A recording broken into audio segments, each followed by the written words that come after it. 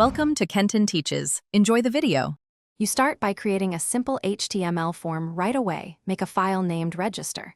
HTML and add form ID equals reg form method equals post. Give each input a clear name attribute, name, email, password, so the server or script can read them.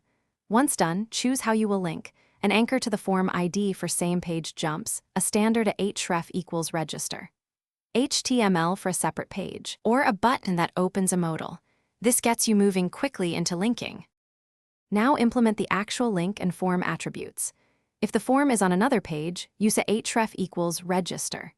HTML register / if it's on the same page, use a href equals #regform join / to jump to the form ID.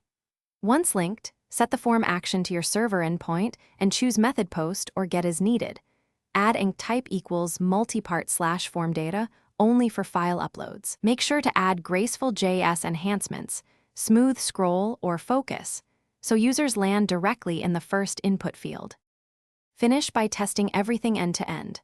Click your link, verify the page scrolls or navigates, then submit the form and confirm the server receives the named fields. If client-side validation blocks submission, inspect the input attributes and console errors. Once done, make sure the action path matches your file structure. If you used an anchor, confirm the ID exactly matches.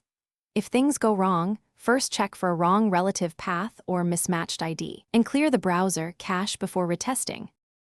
Thanks for watching. Please subscribe if this video was helpful.